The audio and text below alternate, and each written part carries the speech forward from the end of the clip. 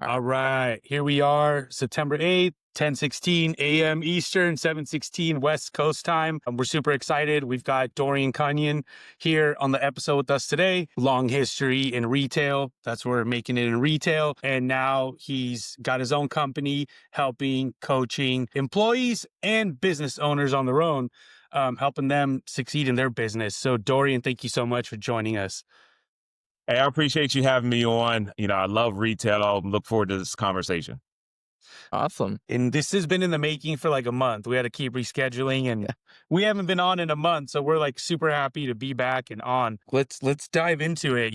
So the first part is about talking about your journey, especially for us and especially with me. Like, can you introduce us a little bit about your journey, about how did you rise through the ranks from a field consultant to currently, or not current, to an area leader, and up to a VP at 7-Eleven, and now you're doing your own thing. So it's just like, can you give us a walkthrough of your journey? Yeah, now I'll give a quick run through of my origin story. So I joined 7-Eleven. It was my first job right out of college. And for anybody that's, a young professional and they're trying to figure out like what does it take to kind of climb the ladder, it takes a lot. With the first job, I spent 10 years in the same role. And I think that a lot of people, they sit there and they see me as a VP or see me as a business owner and they're like, oh wow, like how did he do that? And the reality is that the first 10 years of my career was just like working with franchisees, working with store leaders, honing my craft, learning about retail. And all that time I spent in the field really positioned me for success once I got into higher levels of management. All right. Dude, that's a good call because, yeah, 10 years is you had to perfect that. Like you had enough time to perfect that. But yeah, you're right. A lot of time nowadays, people like expect something a lot faster. But Yeah, that's what I was about to say. I was like, do you feel in your own personal experience that mentality has changed with this new generation where it's just like everything's about like rushing it now? I think that there is a lot of pressure that are put on like just the younger generation as far as being successful. When I was starting off, Facebook was just starting and there wasn't so much of being able to see people like, successes. So for now, I think that, as a young professional, there is a lot more pressure to have that success. Plus there's less trust. So when I joined, 7, I believed that that was going to be the one company I was going to work for my whole life if I chose to. But I feel like a lot of people go into the workforce now expecting, oh, I'm going to have to change jobs 3 or 4 times in order to get to where I want to be.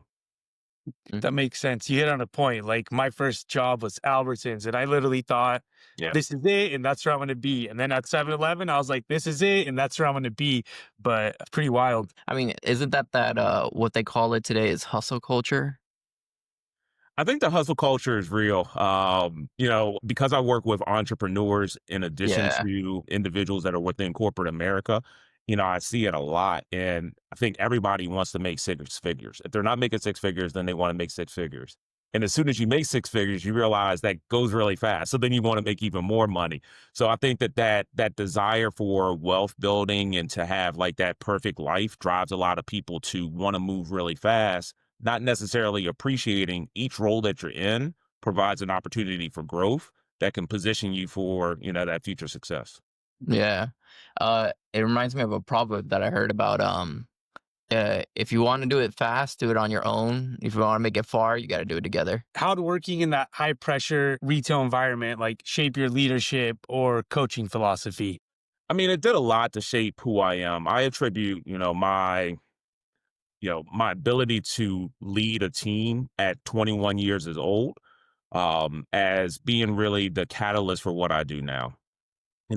When I first graduated, like I was 21 and I'm like leading, well, not managers, I'm leading employees that are 40, 45 years old. And I had to get comfortable with being direct, being specific, and really knowing that everybody's not going to like me all the time. But if I'm intentional about trying to take care of people and provide for them, that in the long run, they're going to have some trust in me and some goodwill and things like that. So, as I moved up the ladder, I tried to always remember that frontline person, that sales associate that's working the night shift is the really most important person in the store because they take care of the customer. They deal with all the things that nobody else wants to deal with. And as a leader, it's my role to try to make sure that everybody between myself and that individual are taken care of so that we can ultimately take care of the customer.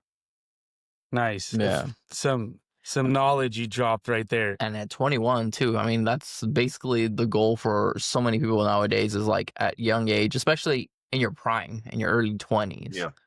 Wow, like I can't imagine that, like 21 years old, telling 45-year-olds what to do. I was like, because again, it's like you said, like you got to have that intent and that mentality of just being like, you got to tell them what to do. But the one extra thing that you added in there that I thought was interesting that I don't hear often is the intent that, hey, I'm actually trying to do this with a purpose for your benefit and stuff like that. And it's like, wow, that has to give you more confidence knowing like, okay, if I know I'm doing good, then you got to respect me as a leader, right? Yeah, used to always, when I took over a store, I would have a meeting with the staff and I would say, raise your hand if you dreamed of being a 7-Eleven sales associate. And nobody raised their hand. Like I did these meetings all the time and nobody raised their hand. That's funny. And the reality is that, within retail, there's very few people that just say, oh, I dream about being a manager in retail or some of these other things. What they dream about is taking care of their family, positioning themselves for a future career path. So I would always say, look, if you do the things that I'm asking you to do, I'm going to teach you leadership skills. I'm going to teach you financial acumen. I'm going to teach you how to communicate, and I'm going to help you achieve whatever your goal is. But in order for me to pour into you, I need you to pour into me, and I really need the very best that you can provide. And if you do that, then we're going to be able to win together. Okay. That's pretty wild. Like you said it, and I felt like you were talking to me. I'm like, hey, this would work good. Like, I could have started so many like work-related relationships. Like with that conversation, it would have just leveled us up. Instead of spending time to get to this level, we would have started right there and then just took off. That's funny. Yeah, because I know for me personally, sometimes I don't do very well in communicating with team members or something like that, especially depending on like how big of a gap your experience is in the sense of like I'm very techie, maybe somebody else is not very techie and stuff like that, or I'm very kind of like problem solving and someone else is just kind of like Alejandro will figure it out or whatever. I'm like, man, dude, like, and I'm like, I can't communicate that way or whatever. That's But funny. I think that that's where like our strength comes from being around others. And if we can be clear as far as like, this is the shared goal that we have, we both are trying to get here, then I can be honest and say, look, I'm super strong with these things, but I'm weak with this. And that's the reason why I'm trying to partner with you, because I know that you have some skill sets that I don't have. So if we can work together, and there has to be trust. But if we can trust each other and work together, there's a whole lot we can accomplish. Okay. I'm going to recap a few things for people. Dorian mentioned be direct, be specific, be intentional, take care of people. And right now, shared goals that can really help teams a lot, and trust. Just Next question that I wanted to ask was, what do you think are the biggest misconceptions people have about running a convenience store, a chain that, considering it's made up of many independent business owners and operators? Yeah. I think that there's two misconceptions I'll kind of throw out there. One is just convenience stores in general. I think that most people, when I used to say I work for 7-Eleven, everybody assumed that I had a smock on and I was like, making Slurpees and hot dogs. 7-Eleven is a big company, and just about every single like role that you can think of, we had there. There was somebody in law, there was accountants, there was tech guys.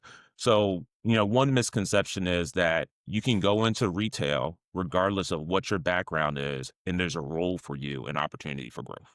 So that's number one. Okay. that's a good one. Number two is around specifically that whole franchising model. So 7-Eleven is unique that a lot of retailers don't have franchise operations. Because 7-Eleven has a franchise operation, it actually has a level of co-prosperity that you don't see other places. When I worked with franchisees, and part of what I love about like franchising is if I had a store manager and I coached them really well and they did well, maybe they would get an 8% raise. Maybe they would get a, $10,000 bonus.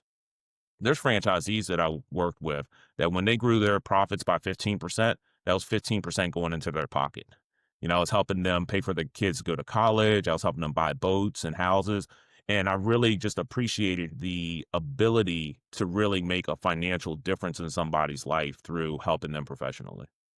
Yeah, and to have that evidence, I mean, to say that right off the top of your head, like 15% or something like that of additional profits, like, oh shoot, like some people would just say, oh, I help people make money, but I'm like, nah, you're backing it up with evidence. And it's interesting because you also mentioned about like if somebody would talk about 7-Eleven, like you mentioned about somebody making like hot dogs or something like that, or working at the cash register. I feel like that time has changed now, where it's just like because of social media, like you're like, oh, okay, well, there's obviously, like you said, 7-Eleven's a bigger business that I Yeah. think that mentality has now changed where maybe there's a reason why people say, oh, I work at 7-Eleven rather than saying, oh, I work at a convenience store. Cause it's like, Yeah. okay, 7-Eleven has done a lot to improve their brand and stuff like that and all those different positions that they do for online content. My dad for years felt sorry for me when he was like, my son worked at Albertsons in management and he now works at 7-Eleven. And our downstairs neighbors for like 20 years happen to be Indian, like predominantly Yeah. 7-Eleven because and even they were like, oh, Nabil, oh man, like he needs to get out of 7-Eleven. And I'm like, Dad, like you don't even know what's going on. Like, but I'm like, this is the greatest job I've ever had in my life up to that point. But that's so funny. Have you been on that boat that somebody bought? You remember the boat? Oh yeah, yeah. No, I know. I was very protective to try to make sure there was no conflicts of interest when I Yeah, was with yeah, yeah. 7-Eleven. But now there's a lot of franchisees that are willing to help me out just because they know that I helped them in the past. Just build their wealth. Yeah, we're on the West Coast. Like we live on the coast over here, and there's not one franchisee over here that I know that has a boat. So I'm like, man, I want to meet that guy. Like, Yeah, not one of them has a boat over here. They don't care about it. I see cyber trucks, but yeah. let's talk about large teams and complex operations that you've managed. Like, what were key traits you looked for when building your high performing teams? So it's super interesting because, growing up, my dad was a football coach and he coached for like 30 years and he taught me a lot about teams. And what he would always say is you have to win with the team that you have. So whenever I took over a new business unit, I would just try to assess what is the talent that I have. And then based off of that assessment, I would try to see where do we have gaps.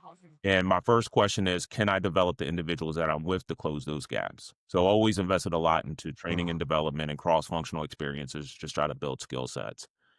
And then if I felt like there wasn't enough opportunity to develop the team internally or just the pressure from external was too intense that I had to move quicker, then I would try to bring talent from the outside, but always with the thought of, are they going to be a fit within our culture? Because I've been on teams that had rock stars that weren't good team players that they brought down the overall effectiveness of the team.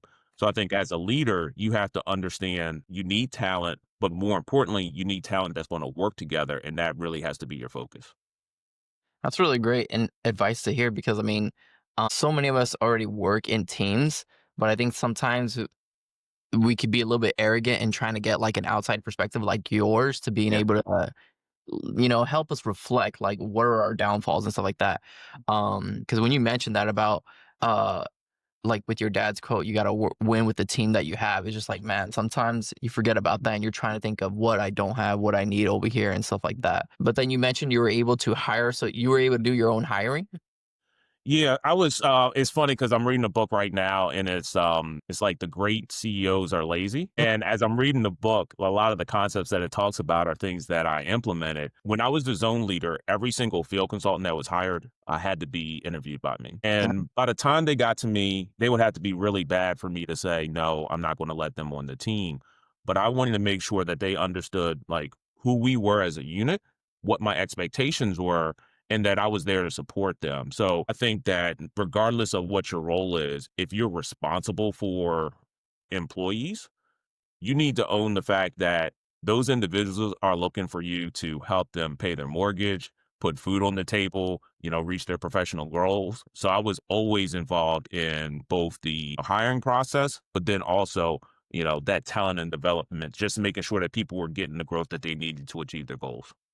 Okay. Because yeah, like the way I was thinking about it was sometimes you got to bring in people no matter what. It's Yep. like you can't always just have the people that you got on there if you want to, I guess, scale. And that was the thing. Like I was wondering was like, so when did you determine when it was necessary to bring in someone? Because it's like you want to obviously try to work with your team as long as Yeah. possible, do everything within house to, I guess, lower costs or whatever that is. At what point did you have to determine that another person had to be hired, or when Let it me was let me just share this with you. At the level that I was at with being the zone vice president, my organization had so much talent that it wasn't harvesting that I didn't really have to go outside very often.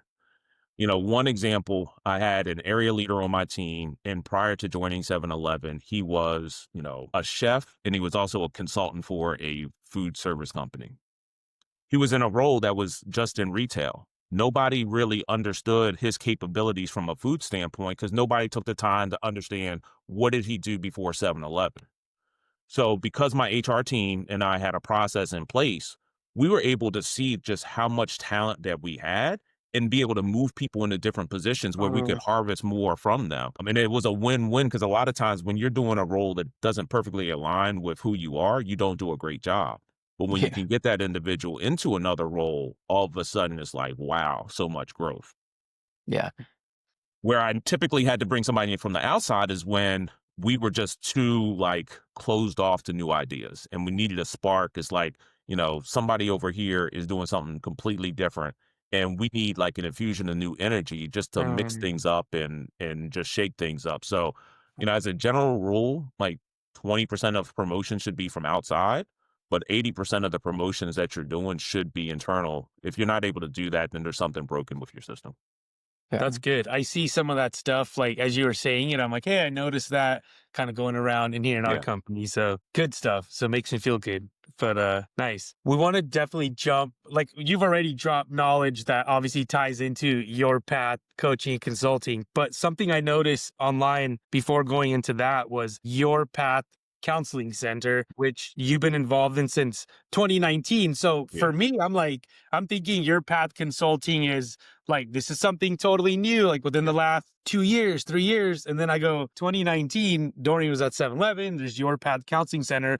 So the Your Path Consulting, it seems like it stemmed from something Yeah. deeper, but can you share about that? Yeah. So, kind of going back, the full story. So, me and my wife met when we were in high school and we supported each other's careers like the entire time. So, early on, I went back to get my MBA and she took care of the kids. And then she went back to get her master's in psychology and then I took care of the kids.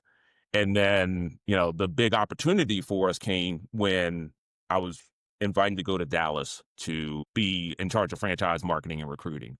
So that was like the big role, started making more money. And when we moved to Virginia so that I could actually be a zone leader, like I told my wife, I've asked you to move twice, disrupted your career. I'm not going to ask you to move again. So when we got here, I helped her start Your Path, a counseling center, and that business has grown over the last 6 years. We have 2 locations. We have 15 employees. We provide mental health services for individuals starting as young as 3.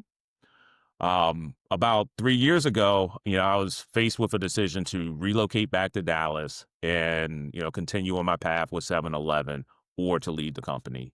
And, I elected to just go ahead and opt to leave the company. That allowed me to join my wife's business. And one of the things that she had noticed is that there was just a gap where we were around individuals getting help with career coaching Mhm. and then also with small business consulting. So that was easier for people to understand like the difference between therapy and coaching. I'll set up the sub brand, but the Your Path Coaching and Consulting is a sub brand of the Your Path Counseling Center. Okay. Dude, that's interesting. Like, yeah, never, if I wasn't, I was going through the LinkedIn and I'm like, what, Yeah. 2019? Like, what is this? So Yeah. that's amazing. That's cool. One of the things that I wanted to mention is obviously it was before COVID and everything like that. So you started a Mm. business in 2019, and it's like, how was that? Yeah. So it's one thing I gotta say, if you're going to start a business, try to make sure you have money.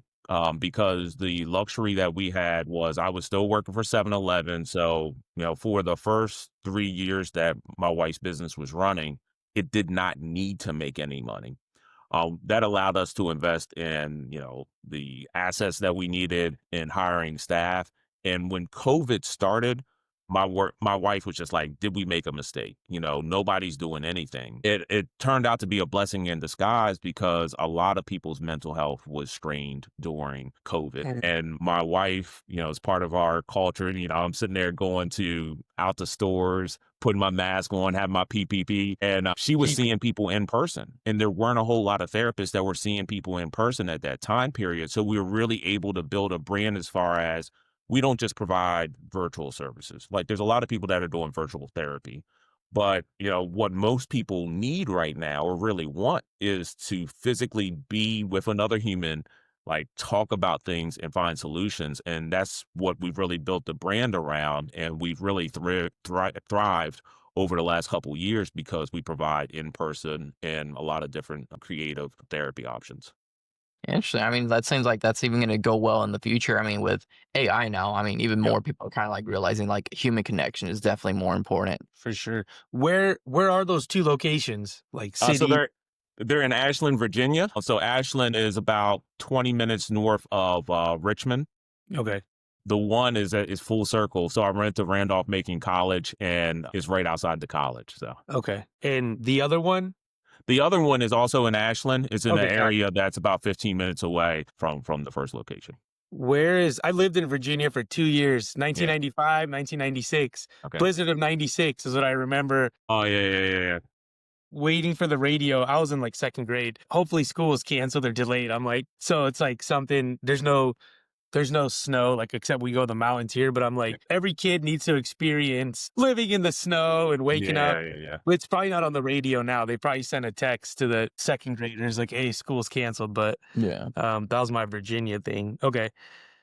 So was there any more of a reason that inspired you to run your coaching consulting career? I mean, because one thing that we're also wondering as well too, were you like nervous or jittery? But I mean, a part of me kind of goes like, I mean, you felt that way for COVID, obviously, during those times. But at that moment, when you're thinking about it in 2019, or even before 2019, about setting this up, I mean, it seems like you're already smart enough to know, like, okay, I got to prepare for 3 years, at least have enough assets and stuff like that. So it's like, do you still feel jittery at that moment, or you're kind of like, I gave myself a buffer? Yeah.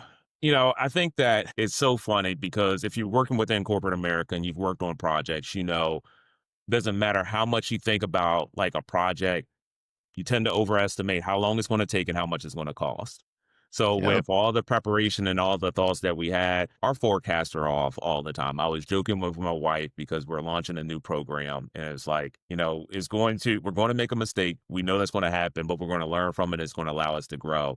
So I think that the jitters never kind of go away. Part of what I appreciated about going through my ICF coaching is just the importance of mindset and really looking at every opportunity as an opportunity to learn and grow, and how important it is to really reframe what's going on in your life so that you can, stay positive, stay motivated, and just figure out a way to move forward. Do you think a good way of learning how to grow is to head towards like a mistake? Because I feel like sometimes people feel like today's mentality is just like, oh, just go into it. It seems like sometimes it feels like you're going into failure. I mean, and we should learn from our failures and our mistakes, but it's just like I feel like sometimes people are a little bit too urgent from that.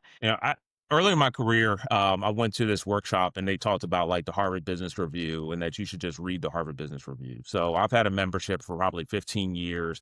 And, one article that I always remember is that most individuals and most companies don't spend enough time planning. They actually argued that 80% of your time should be planning and then 20% execution. And if you take that approach, what ends up happening is you anticipate what I would say are unforced errors, because you shouldn't make a mistake on something that you knew better about. That's just rushing and you're just not being smart. But knowing that you don't know everything and that you're going to make mistakes, just embracing those two different like concepts, I think is truly helpful. And I'm just a big believer in like the 4-step process. Let's identify what the problem is. Let's hypothesize on solutions. Let's come up with some action plans, and then let's go out and do it. Because then that provides an opportunity for us to look back and say, okay, what mistakes did we make? How do we learn from this experience? And then how do we do better next time? Mm. Reminds me of an acronym that I'm trying to do better in following. It's called SMART, where it says be specific, measurable, actionable. It has to be repeatable and it has to be on a time base. I feel like somebody tried to drop that on me one, not him, like a few years ago, like somebody was like, smart, I'm like, okay. But I Yeah. like that, the 4 action plan where you said, can you repeat those again? So, you want to start off with defining what your problem is. Defining the problem. Once you define the problem, you want to develop a hypothesis as far as what can address the problem. Okay. Once you have your hypothesis, I think if I do this, then this will happen. Build out That's your the action action plan. part you mentioned. That's the action part? Then you're going to build out your action plan as the number 3 part. Okay. And then once you execute your action plan, there has to be that verification. And part of that verification has to be on after action review, where you say, okay, what was the goal? What actually happened? What did I learn from this? And then the most important thing, if you're a leader, who else needs to know? Because if I paid the cost of making a mistake, I can prevent somebody else from making that same mistake if they listen to me. Mhm. So identifying who are some individuals that would benefit from me sharing both my successes and my failures is a good way that you can build trust, build rapport, and create win-win situations. Is that how you approach your coaching consulting, where it's just like you actually help them build their action plan and then they come like Yeah. revisit it? Yeah. Okay. So my whole coaching approach is around like I believe that you have the solutions.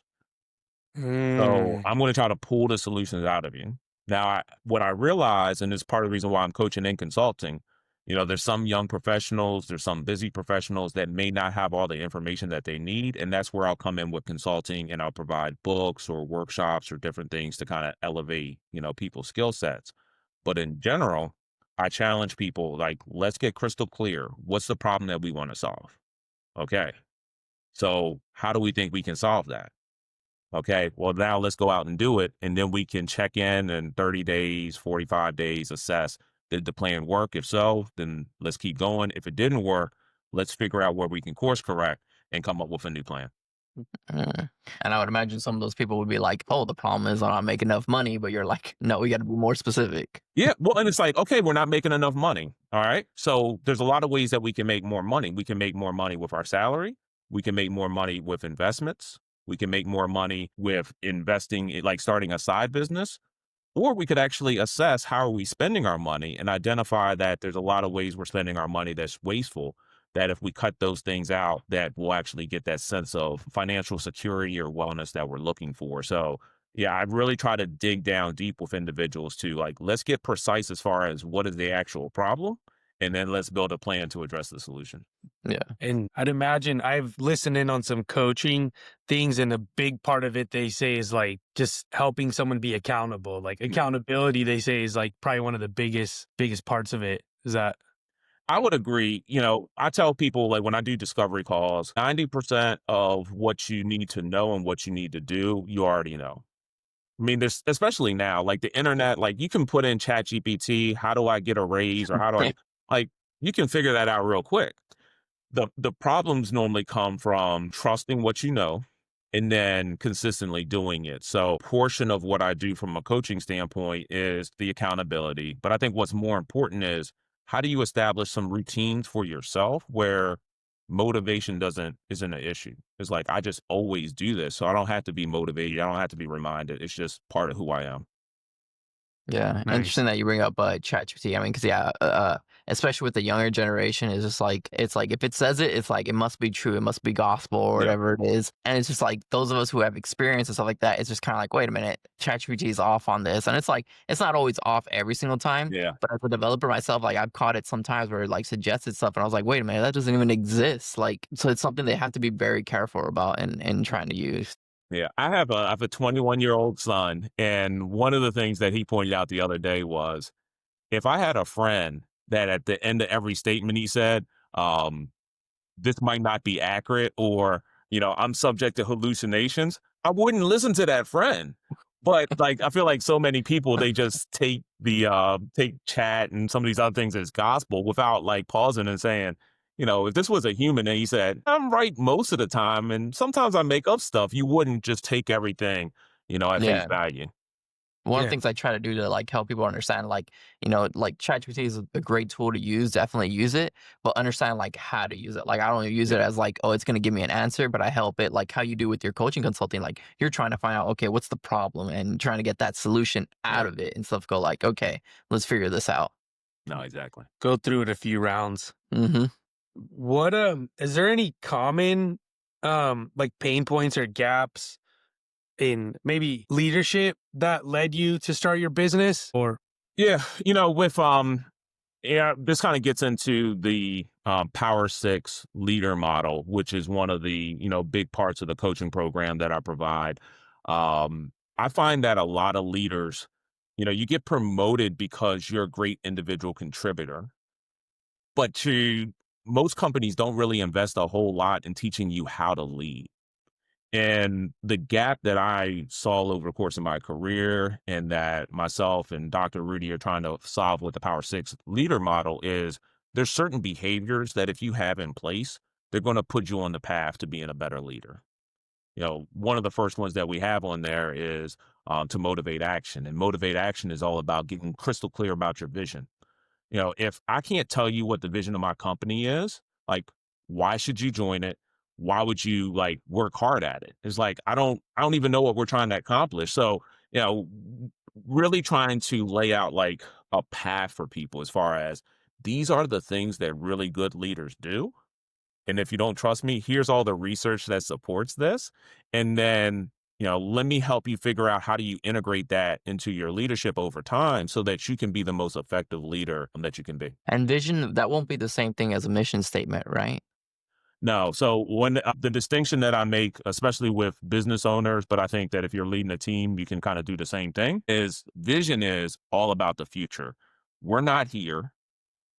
This is where we want to go. So the distinction I always tell, because I'm on the East Coast, I'm like, my vision is to go to New York. So that is where the mission right now is for us to get from Richmond to New York. But the vision is that we're in New York. We're going to Broadway shows. We're seeing the Yankees. So you want to make, the distinction between the vision is this, but the mission is what is the process where we get from where we are today to that vision. Okay, I see. Dude, that's a good breakdown because even, I've heard in my time at various companies, like, here's our mission and vision. To me, it all is like, it sounds like the same thing. It's like, all right, Yeah. here's the mission and vision, but breaking it down like that, it Yeah. made it Because I remember really looking clear. into it with like asking that question because I build websites and stuff like that. And sometimes what's recommended is like doing like a mission statement if you're trying to build up your company and stuff like that. And I always wondered like, well, how do you break that down? And um, one of the things that I try to use as an example that I remember from before was Tesla, where their mission statement was obviously trying to go further, evolve in their advancement in technology to be more energy efficient, if I remember correctly. Yeah. But always it was the vision of growing further, trying to go to Mars or whatever and stuff like that. Like they seem to always be growing in their vision and stuff like that. But their mission was always we have to improve today's technology and today's problems in order to make it to, like you mentioned, our vision. Yeah. Yeah. Well, with the coactive coaching model, one of the things that we talk about is the difference between being and doing. So I can sit there and say, I want to be a CEO of a company, but then that doesn't really explain like what I want to do as a CEO. So I think that it's really kind of important to like make that distinction between like there's going to be certain things that you want to do, there's going to be certain things that you want to be, and you really find fulfillment both as an individual and as like a company when you have both of those defined and that you're moving towards them. Interesting. Never thought about it that way. So everything comes down to like clarity, I feel, and like being specific, like specific and clarity. What you kind of touched on a little bit, helping people reframe, like seeing different opportunities as like kind of positive or opportunity to learn. Is that like having worked with professionals and entrepreneurs? Is that the mindset shift that you see yourself helping most of the clients, or is there something else? What's the mindset shift you see? Yeah, there's a couple of mindset shifts depending on where, what stage people are in. One common one is, I mentioned it earlier, from individual contributor to leader, because the shift you have to make is I need to be great individually. I need to do that myself to we need to be great. We need to do this together. So that's a big mindset shift. And I feel like each level that you go up from individual contributor to manager, from manager to director, like there is an evolution that people have to go on. So that's one. And then I think the second one is around it's good. Like inflation just happened. Okay, that's good. You know why? Because there's some competitors out here that aren't as talented as us and they're going to go out of business and we're going to be able to pick up more business because we're going to come up with a plan. So it's like, how do you shift that? Okay, everybody has emotions. Everybody gets upset in a moment, but being able to look at every situation and go, okay, so how can this be a good thing? How can we use this to advance our goals and our purpose? And that's something that I really try to help people like, let's take that mentality of, okay, good. And let's figure out how to win regardless of what's going on. Yeah. I think that's a good one. I think immediately if something bad happens, if you don't freak out, and even if you have to falsely convince yourself in that moment that, okay, that's okay, then you can figure it out. But if you're like, oh my God, like freaking out and kind of on the defense, Yeah. it could I guess it could derail. the one thing I would want to say in there though, because I don't know if like falsely would be a good idea. Because I mean, when you brought that up, the way I took that when you said that was you were able to think about it critically when you said, Yeah. okay, that's good, that there's a good positive Yeah. direction that we could go towards. Where there's sometimes people that I've met in the past that just like, it's just positive just to be positive. And it's just like they expect that if I'm positive, good karma is just going to happen. And I'm like, I've never really seen it turn out well for them. It was Yeah. just always like, it seems like you're always still waiting for the next good thing to happen. And then it doesn't happen, where your direction seems kind of like, okay, I have an idea on how to make this happen. And we just got to do the action part, like you said, Yeah. make an I action plan. agree with you. So false positivity or toxic positivity are like ruinous because they don't cause you to pivot. Mm. If and I think Nabel will get this. Like if you're working for a That is so company, funny that you laughed when you said that word. I can't. That cracks me up. Okay. if you're working for a company and they do a layoff, but then they keep doing the same things that they were doing before, like making bad investments, like not having accountability, like just doing the same, then they're going to have another layoff in the future. If they have a layoff and they learn from that and they go, you know what, we need to change the way that we're acting, we need to behave differently, then all of a sudden that layoff is a good thing because it's stimulating change. And I think that is the problem with some people that are just toxically positive is, okay, I ran into that wall. Well, let me just run into that wall again because at some point it's not going to hurt anymore. And it's like, no, it hurts every time you Yeah, run yeah, into yeah. that wall. You got to do something differently. Mike Beasley, NBA, like he's East Coast. You know Mike Beasley? Yeah, yeah. He just like I literally just watched him say it was yesterday. At some point, he was so positive. He goes, you know, when you become so positive that you become stupid. He's like, that's what happened. I was so positive, and then that was a little short that it took off crazy. Like everybody, a lot of people were relating with it.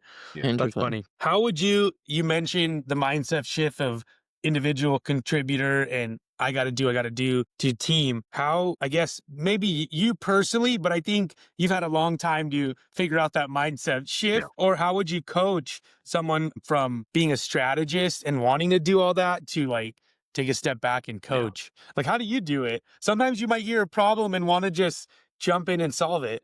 Yeah, I was working with this vice president of marketing, and his background, he was a Marine. He had had a lot of success as an individual contributor, and as we were working through why was he having a hard time delegating? One of the things that he said was, "I don't want other people doing my work." Mm, Like he felt lazy. He felt like he was sitting there like his values because he came from a blue collar background. It's like you do all your work. When you're in school, the teacher says you do all your work. And all of a sudden now he's outsourcing his work to other people. And he felt like he was a bad guy and that he was taking advantage and all these other things. So I had to help him make that shift as far as, you're in this role of leadership because you have a wider purview of things that you can see. You can be more strategic, and for the business to be successful, you can't be doing all the low work.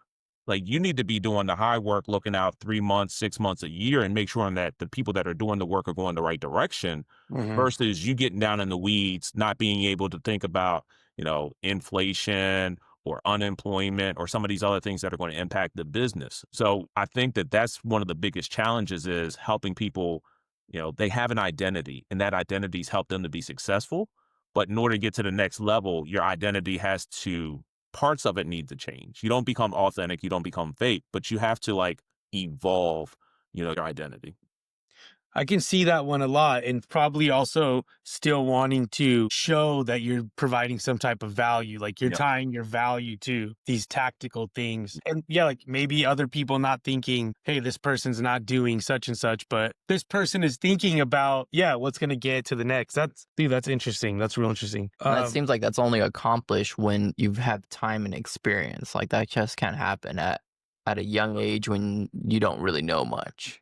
So I Or think I mental. think that it takes perspective because like if you're around people that are challenging you and that you see that are doing things, it's easier to be something that you've seen. And then it also takes a high level of confidence in yourself because there's a CEO that I was working with and she had a relationship with a client and she was like, if I delegate this to somebody else, this person could steal the business. They could go start their own business and, I could be in trouble. And it's like, okay, well, we've identified the problem. How do you make sure that the employee is happy so that they don't want to leave? And how do Mm, you make sure that you have trust with the client so that they don't want to leave? Because you working in this relationship is stopping you from acquiring new customers, building the business. It's a distraction. So we need, if we've identified the problem, loyalty, trust, then let's focus on loyalty and trust so that you can actually grow and do bigger things. gee, that one's good. That's a good one right there. Let's talk about Power Six. That's your new podcast, Yeah. Coaching Gold. What advice would you give to professionals trying to grow within a large retail organization? And what would you tell them about the value of having a coach? Yeah. So what I would say is early in my career, I ran into a lot of issues. And a lot of them were I didn't understand politics and I got frustrated. I didn't know how to effectively communicate business cases, and I didn't have a clear career path. Fortunately, I was in a position where I was able to go back to school. I got my MBA, and that filled a lot of gaps for me. In addition, there was some changes in leadership, and I got some really good mentors. But even with all that education and mentor support, I didn't really elevate and change as a leader until I got an executive coach. And I Mm, wish that I would have known earlier in my career that if I would have invested in myself, that I would have moved faster, because it took the company saying, you could be better if you had some one-on-one coaching, them paying for it, me getting it, to be able to just, leapfrog forward in my professional development. So if I was a younger professional, and it's really the way that we designed this program is for emerging leaders to get the information that they need so that they can develop and grow. that's interesting. That's a good one because yeah, you got to take it into your own control too. Because having good mentors, yeah, that is great. But what are they're thinking about? Like your coach outside is non-biased. Like Exactly. this hasn't happened to me, but it's just something I'm thinking. Like your mentor isn't trying to compete with you. Also, not intentionally, but Yeah. like indirectly. Like that's something I'm thinking of. Like I got someone else, and to help because Alejandro had mentioned how do you get to that point, like how you mentioned, and he said a lot time and experience is something that clicked to me was like also having somebody guide you and coach you around some of these blind spots that to shorten the learning curve. Okay. So something you just said, as I was a field consultant, I had people that they were like idols. It's like, I want to be them. And at some point in my career, my idols became my rivals. And that's where that mentor that used to help you grow, they don't want to help you quite as much. They'll still help you a little bit because we're peers. But at some point, you need to get that development from outside because there are competing interests. Mm-hmm. Saying 100% a agree. golden nugget there for anyone that's listening. What does let's talk about culture. What does great organizational culture look like to you? And I feel like I can almost maybe answer this, but based off what you said, but how do leaders create it? Let's rehash it, you All know. right. So because you sent the questions ahead of time, I was prepared for this. So this coin right here, when I first became a zone leader, I had a meeting with my team and I told them, I was like, we're the Patriot Zone. I don't know what that means. I'm new to this area. You guys have been here. Tell me what it means to be part of Patriot Zone. Hmm. And we had a lot of debate. And what we landed on was service, quality, community, and image. And everybody was aligned. That was our focus. We were going to focus on having the best customer service we could, having the best quality food, having given back to the community, and really paying attention to the image of, our stores. We took that meeting, and every single meeting that we had, we talked about those items. We made that coin that I would actually give out to at least one field consultant each month in recognition for them living those principles. So when it comes to culture, it comes from having that shared vision. It's like we have a vision of what success looks like, having a routine for talking about that vision, and then rewarding those people that are living that vision. Keep building it, reinforcing it. Yeah. Okay, nice. Would you say, is there an example of what a bad culture is? And that way, like somebody can look at the inversion of that? Yeah. I think a bad culture is one that's not talked about. Mm, Can you explain that a little bit to me? I mean, That's maybe it. Nabil got something that I didn't That- get. All right. yeah, So yeah. if I don't know what your values are, you're my boss, and I don't know what your values are, then it creates anxiety in me. Is it better for me to be on time, or is it better for me to have the project done? I don't know. So then I make mistakes because I don't understand what's important to you. Yeah. So the more that if you have an environment where values aren't talked about, where it's not clear what the vision is, then employees are guessing. And what I learned during COVID, and it's beneficial that my wife is a therapist, because during COVID, I was like, this is crazy. How do I help my team? She said, you have to provide certainty. People don't thrive in uncertain environments. They freeze, they get anxious, they get nervous. The more certainty that you can provide people, the more calm that manifests and the more intentional and logical people can be. So, as a leader, like really talking about your culture, clarifying what your culture is, making sure that it's certain, um, will do two things. One, people that want to be part of it will be all in. And then people that are like, this isn't my type of environment, they'll leave because they understand that you're committed to your culture and that they're not going to be a good fit. Interesting. That's a good one. Certainty is good. Certainty can go from literally like business and the culture to like something tiny. Like yesterday, I was supposed to meet someone at 11 a.m. They did a service on my wife's car. We were going to meet at 11. Something came up for me and I didn't see my phone. We were going to meet at 11. I didn't see my phone till 1. And I looked at the text. Here's your invoice, Nabil. Look forward to seeing you. And then at 30 minutes after I didn't respond, he's like, hey, is everything okay? And then later he's like, man, I just want to make sure everything's okay with you. And there was uncertainty for Yeah. that business owner who had my car, was planning to meet me. He had another customer, like, and then I was like, oh, I felt so bad. I was like, dude, I'm so sorry. But that's like a tiny example of uncertainty for this well, that was his business actually. Yeah. So it does tie in, but that makes a lot of sense, even getting into like, we'll call it bigger business and things Yeah. like that. But interesting. I mean, yeah, that's what I'm thinking about. Because once when your business gets bigger, it's one thing to have uncertainty when it's like two people in your entire business. I'm like, okay, cool. Maybe like one unrandom variable in there. But then when you start scaling to like 100 employees, or even like with your company with 15 employees, it's like, well, I don't want to have 14 unknown variables.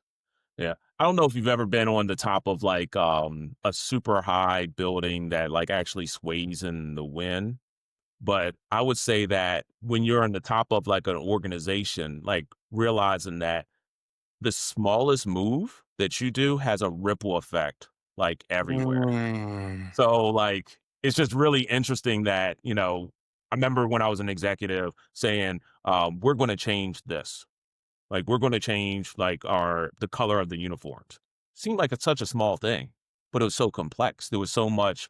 Well, what happens if somebody wears the wrong uniform? Are we going to, document somebody? Are you going to terminate? So it's like really having that appreciation that, what can be a really small thing for you of uncertainty can be felt as a dramatic uncertainty for somebody else. Okay. Interesting. Is there a daily practice, or I don't want to go to mindset. Is there a daily practice that's had the biggest impact like on your success? Is there Yeah, anything? I would say one of the things that I don't quite do it daily, I would say it's weekly and then multiple times a week, is just a brain dump. There's so many things that you're responsible for, both like within your family, for yourself, professionally. Like taking the time to just write down everything that's on your mind and then being able to prioritize, okay, this is actually urgent and important, and I'm going to do this right now, or I'm going to do this today. Um, and then schedule the other things that are important that aren't necessarily urgent just allows me to have a sense of calm and it goes back to that certainty thing. If I'm certain that I have a presentation next week, I'm speaking in front of a brewer association around talent acquisition. I know that on Wednesday, I'm going to practice that presentation. So I don't have to be anxious between now and then. It's like, okay, I have some time allocated to practice. But I know personally, whenever I have uncertainty, like I don't know when I'm going to get that done, then it just tends to ruminate in my mind. It can be a distraction and can prevent me from being as effective as I need to be. And your brain dump, like tactically, I'm sure you do it in a million different ways, Yeah. but you can, for someone who might be like, how does Dorian do his brain dump? Are you sitting in your car? So Okay. it's this low tech is piece of Yeah. paper, writing it down, and then that gets transferred into some type of digital management. So sometimes it's being put on my calendar. If I have different like work projects that I have things set up in Excel, then I'll put it there. But for just getting started, it can be your phone, it can be Notes. paper. Even when I'm driving, sometimes I'll put it on a voice memo and I'll just talk it out and then ask like AI or something to convert that into a things to do list. It doesn't Yeah. matter how you dump, but I would just say dump everything out of your brain and just appreciate like the exhale. You saw I just exhaled when I said it. Yeah. Like the calm that can come by just emptying everything out of your head and then starting to prioritize what's important.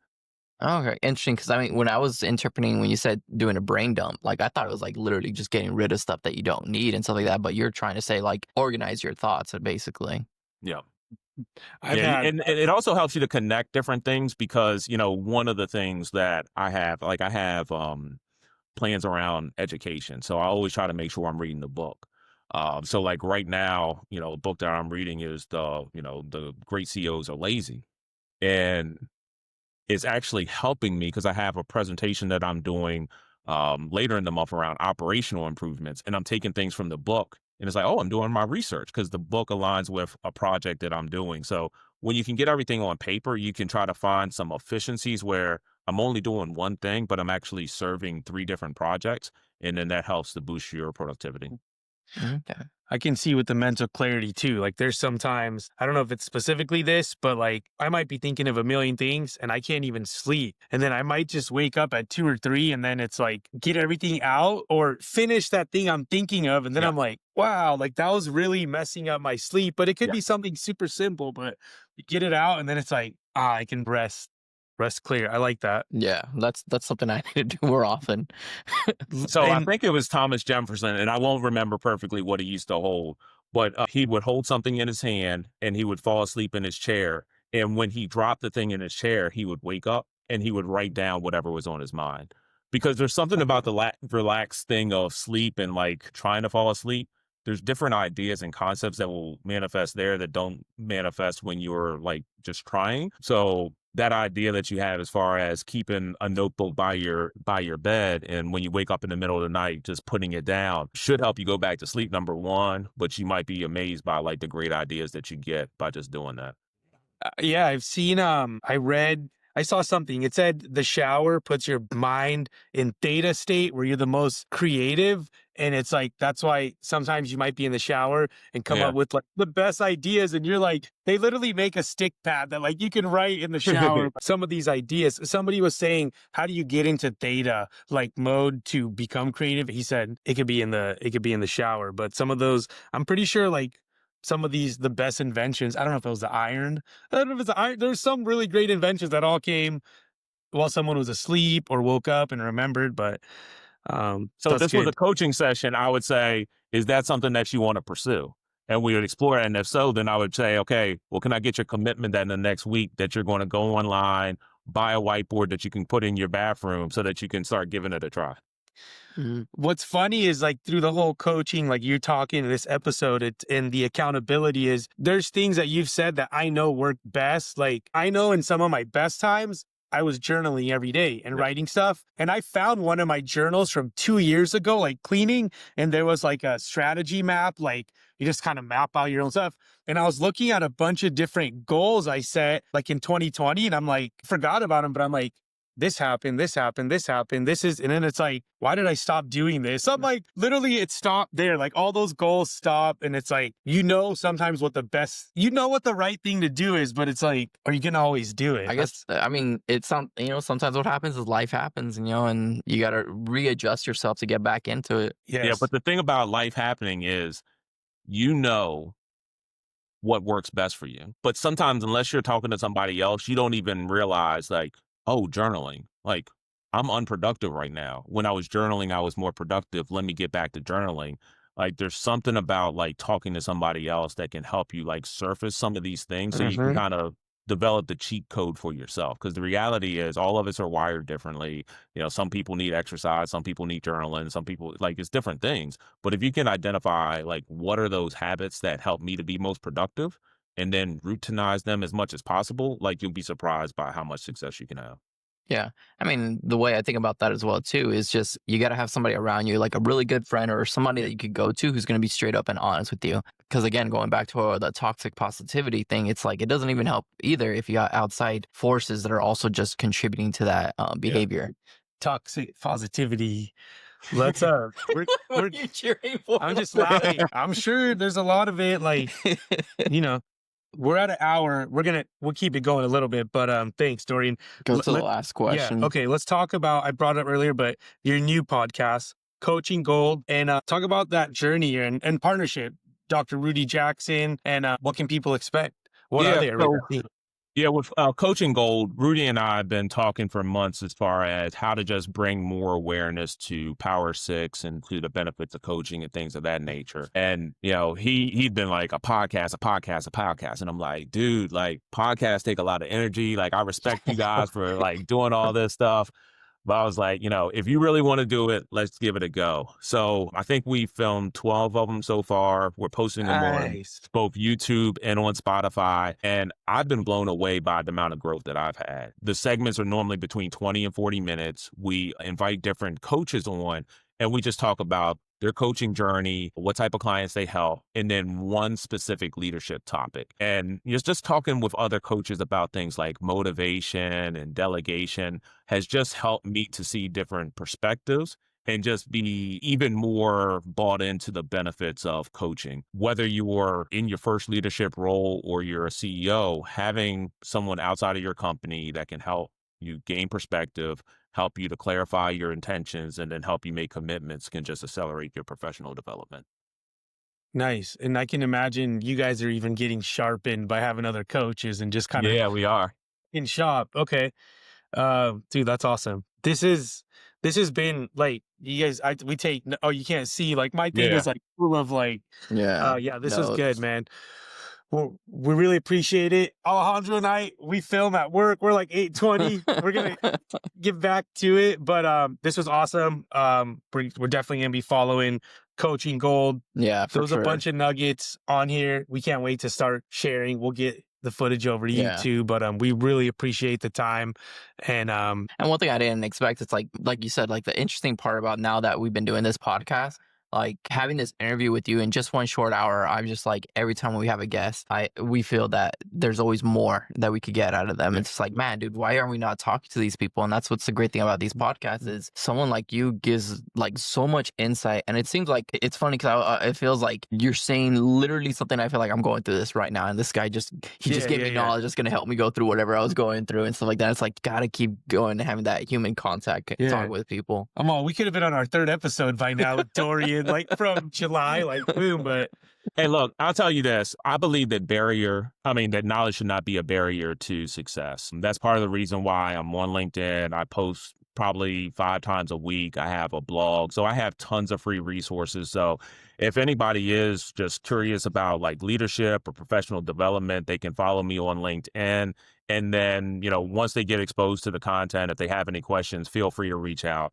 I'm just one of those people that I take a lot of pleasure in helping other people accomplish their goals. And I believe in reciprocity. I know that if I help other people at some point, that is going to be, goodwill towards me. So we can all win if we're like just taking care of each other. Yeah. That's true. And follow Dorian on LinkedIn. LinkedIn's crazy because Dorian and I worked for the same company at the same time, but we've had more engagement post company via LinkedIn. And that's how we're here today. Like, so if it wasn't for that, we definitely wouldn't be connecting right now. So it's whoever's sleeping on it, don't sleep on LinkedIn. Is LinkedIn your only like social media that you focus on? I mean, that's the big one. I'm on Instagram also. I'm on Facebook, but I would say LinkedIn just because I find that from a business professional standpoint, that's where I can reach them the best. And then Instagram is really good with small business owners. Small business owners, I think, spend a lot of time on Instagram. So I do some direct messaging with people on there. Okay. Cool. Interesting. There's another nugget for everyone. Small business owners on Instagram. Yep. Now, for what you're doing, I think that there's huge opportunities as you're trying to get into some of the smaller locations. It's a lot easier to get in contact with from there. So, All right. Awesome. Good to know. All right. Well, thank you very much. We're going to go ahead and put an end to the podcast, but keep an eye out for our next episode.